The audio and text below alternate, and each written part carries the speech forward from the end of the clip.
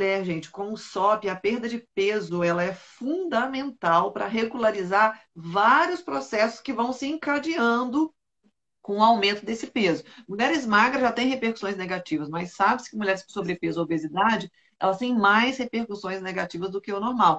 Betina falou com relação a essa questão da inflamação de baixo grau, né, que ela é crônica na mulher com SOP, e isso também afeta a massa óssea nessa mulher. Né? Então, a gente sabe hoje que também a massa óssea pode ser afetada por essa inflamação. E o interessante é que essa inflamação ela é piorada com o processo de desbiose. Essa mulher, olha como é que as coisas vão girando, né? Essa mulher com SOP, ela costuma ter mais fome, ela tem menos saciedade. Então ela tende a comer mais. E muitas vezes tem vontade de comer porcaria também, né? Isso aumenta o processo de desbiose, que aumenta o processo inflamatório, que aumenta a resistência à insulina, que aumenta o peso, que piora o perfil lipídico. Por isso que o guideline de 2018 coloca como ponto de partida para o tratamento da SOP estilo de vida. Não é medicamento mais, né? O primeiro ponto a ser avaliado na síndrome do ovário policístico, que é mais efetivo, é o estilo de vida. E aí vai incluir controle, gerenciamento do peso é um dos principais, mas gerenciamento do sono é fundamental, porque isso também vai ajudar a controlar as emoções, que a Betina falou.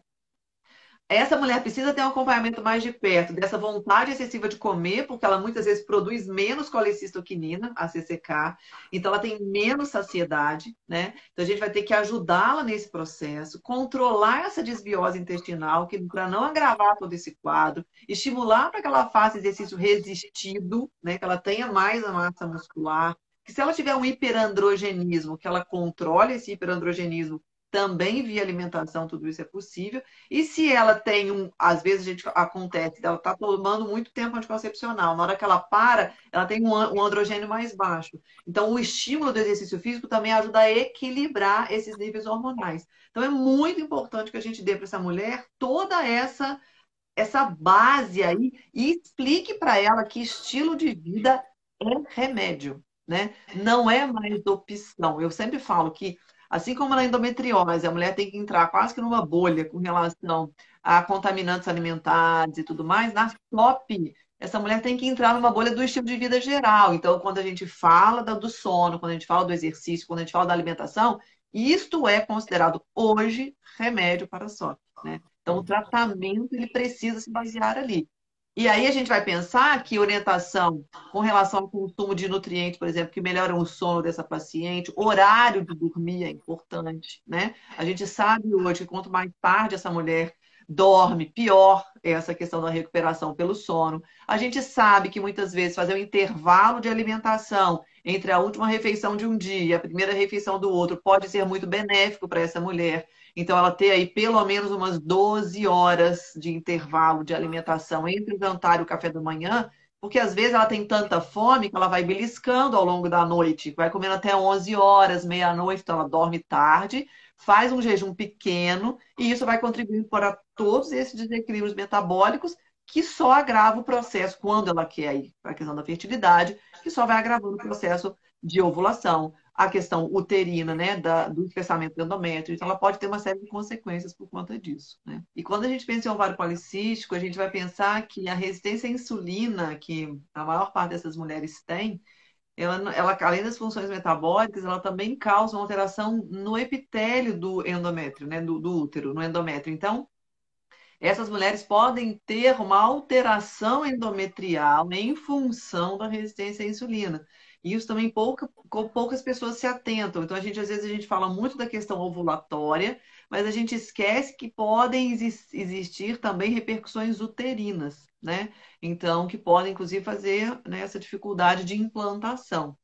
Só que, além disso, quando a gente pensa em questões metabólicas, uma das coisas também que as pessoas sempre falam assim, mas a gente tem uma questão de alteração lipídica.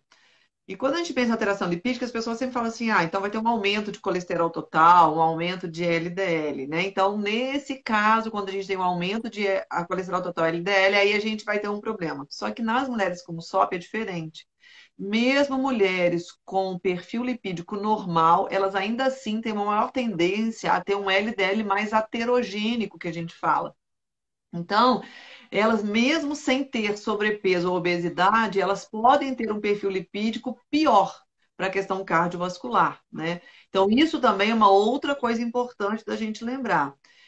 Se a gente pensa em resistência à insulina e essa mulher, por algum motivo, tá com, por exemplo, de pílula anticoncepcional, né, tá controlando a questão da testosterona, então ela tá com uma testosterona muitas vezes até baixa, associada a uma resistência à insulina que é próprio da SOP, ela pode, por exemplo, ter uma alteração no ganho de massa muscular. Porque a resistência à insulina acaba fazendo dificultando um pouco a entrada de BCA no músculo, né? Então, a gente pode ter aí uma alteração de composição corporal, porque ela tende a acumular mais gordura, tende a ter mais gordura visceral. Essa gordura visceral tende a aumentar mais a resistência à insulina e a gente fala desse ciclo vicioso, né, que acontece na SOP. O próprio hiperandrogenismo, que muitas vezes acompanha a SOP, aumenta esse depósito de gordura visceral também. Então, a gente começa a ter ali um ciclo de alterações que eles vão se retroalimentando. Então, a gente precisa ter uma atenção, mesmo em mulheres magras, mas que tem ali algum processo de resistência à insulina, né?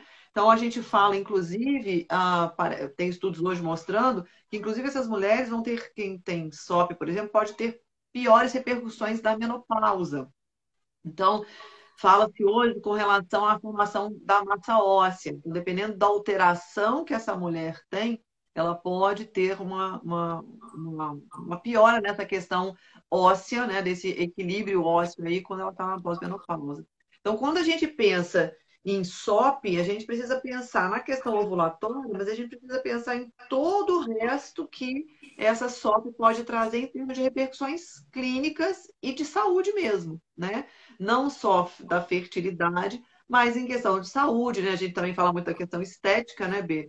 Quando a gente fala aí de acne, de tudo isso, que, obviamente, são questões que estão muito ligadas e muito claras de serem vistas, mas tem coisas que estão obscuras, né? Que a gente vê lá um LDL normal, vê um colesterol normal, acha que aquilo ali tá bom e não tá. Então a gente, por exemplo, pode estar solicitando para essa mulher um LDL oxidado. Será que essa mulher está com esse LDL mais oxidado do que a média? Então, se esse LDL oxidado está no terço superior da referência, por exemplo, é uma coisa que a gente precisa ter atenção, né? Então, mulheres que se tem mais oxidação do LDL entregam menos coenzima Q10 no ovário, por exemplo, né? Uma coenzima Q10 que já não está mais tão ativa. E aí isso vai gerando também uma repercussão de saúde ovariana por uma alteração de colesterol, né? Então são interrelações que eu acho que são muito interessantes.